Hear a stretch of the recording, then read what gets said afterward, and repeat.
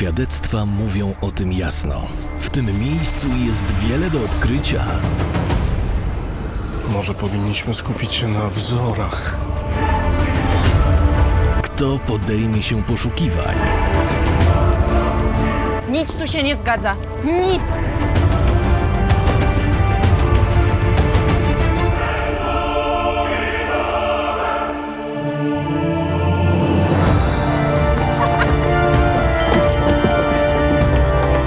Tego szukaliśmy! Dzięki funduszom europejskim nieustannie odkrywamy tajemnice kultury na Kujawach i Pomorzu.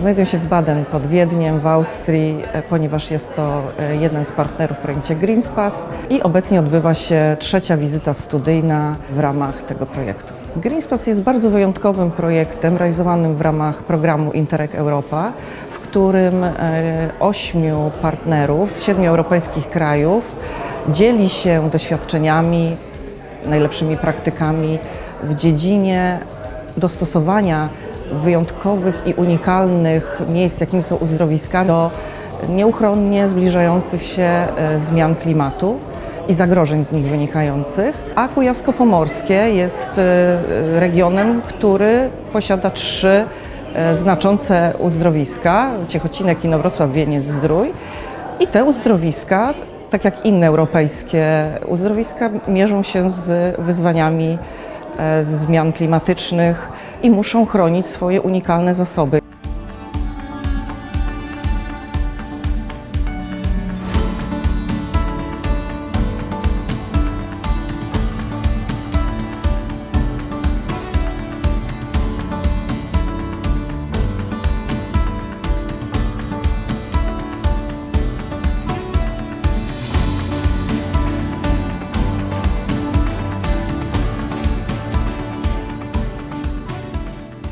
Greenspace project is a project that we are thinking about for a few years.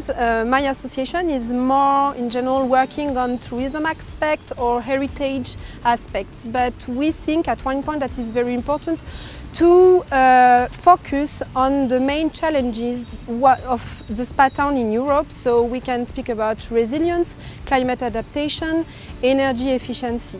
This is the reason why at the beginning we decided to think about Green Spa, which is based on the exchange of good practices among thermal regions in Europe that are facing climate change as one of their main challenge for the future. So we decided to engage several countries, Portugal, France, Italy, Lithuania, Poland, and also having a European perspective. So this is the reason why we have several partners that have different profile.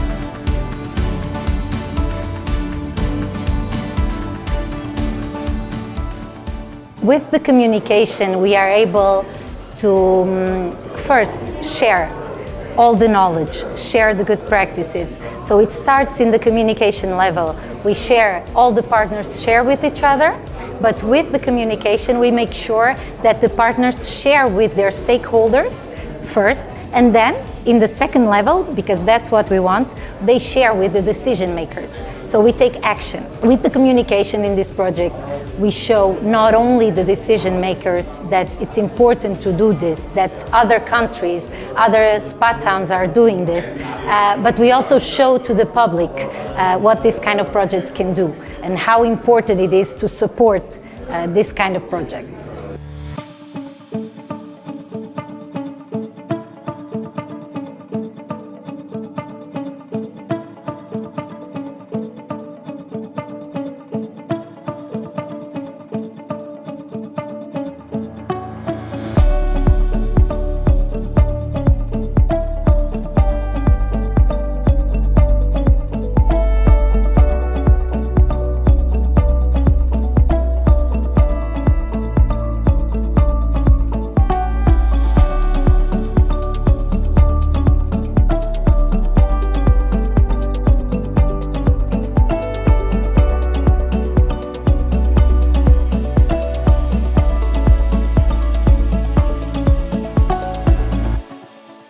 focus on healthcare from prevention to rehabilitation.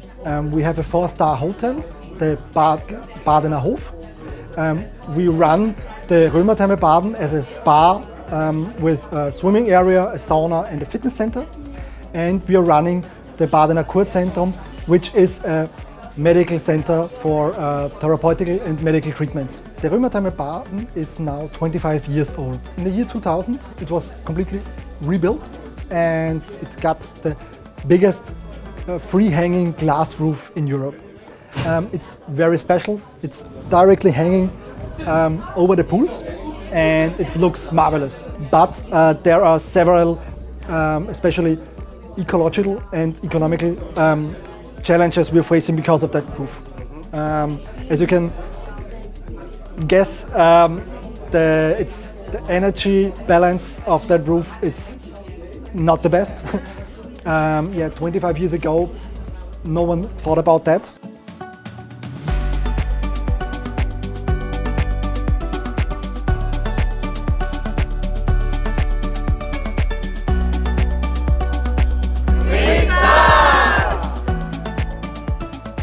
Energy supply and the energy costs are one of the most challenges we have in the future. Yeah? So we have to jump out of fossil energy. So we must find ways to let the gas system behind us and find ways with renewable energy heating systems special. Here in Baden we have a district heating system all over the town which is operated by biomass. Yeah, biomass comes from an area around 200 kilometers around Baden, so not so far, and it's also a relatively ecological way to heat. The owner of this district heating is not the municipality. The owner is an energy supplier, and he decides where he is willing to go with these pipelines or where not. Yeah. Here in this complex we have district heating, yeah, but it's not enough for the whole system, yeah. And here we have to think about new possibilities. We must use the hot water, the wastewater, which goes out to the canal, and we use it in some parts here to bring out the energy and use it for heating.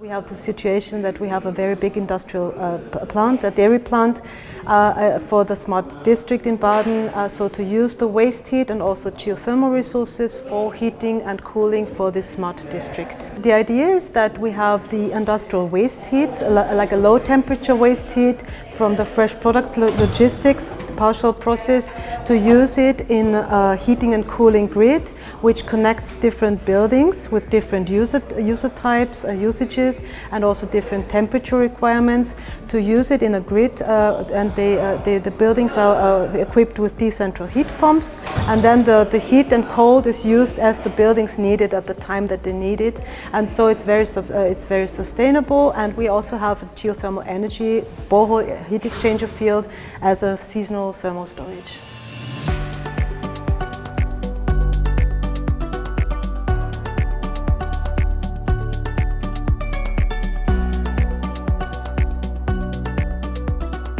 Geothermal energy is everywhere, so you always find the heat. The more difficult thing is to get the heat out of the subsurface of the Earth. That means you need to have a heat carrier, that's water. And here in this region we have natural thermal water, which is circulating in great depths of 7 kilometers. And this water was once precipitation rain in the close by mountains 10 to 20,000 years ago. And it was descending into the Earth's interior in depths up to 3, 4, 5 kilometers, warming up and now flowing back to the margin of this basin where we are. That's why we have this thermal water here. The crucial thing is you need rocks which have pore space. That means they have empty spaces in cracks, in, let's say, pores where water can flow. And not all rocks have these pores. So for instance, here we are in so-called carbonates. So this is limestone, dolomites. So these rocks have been castified in the past when fresh water was washing out the minerals. So they have these flow channels.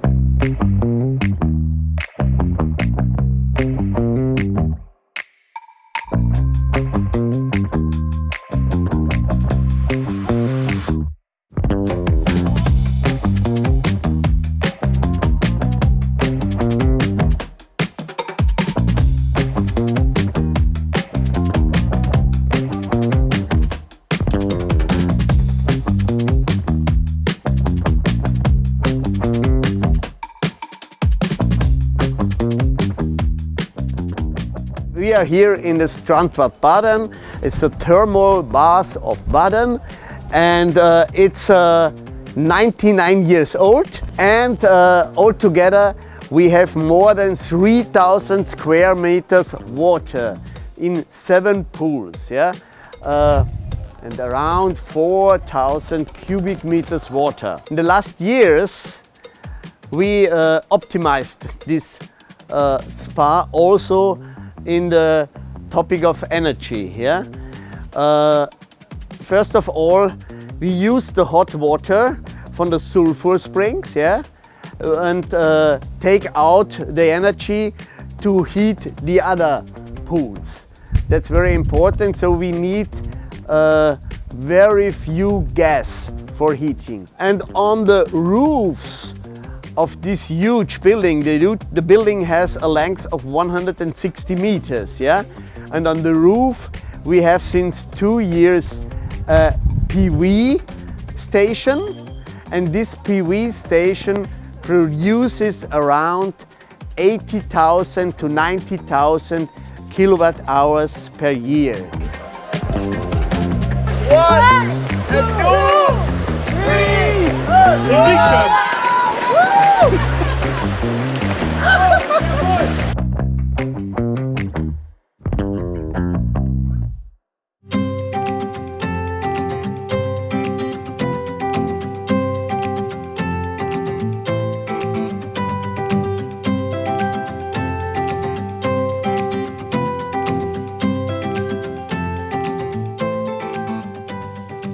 Concrete is one of the main producer of CO2 on Earth. So the production of 1 kilo of or 1 ton of concrete is very dangerous for the environment. If you have a pool tank of 25 meters times 10, you would have the concrete for such a tank would be about 300 tons of concrete.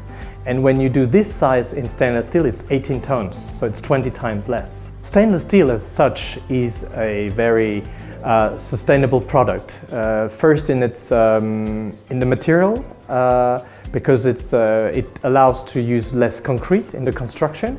The material we use is 85% recycled, so it means we don't use the primary resources. And then it allows it lasts for 50 years or more, so we don't have to reconstruct, to refurbish, to maintain. We use less chemicals in the water. We have the principle of a stainless steel pool means less impact, CO2 impact for the environment.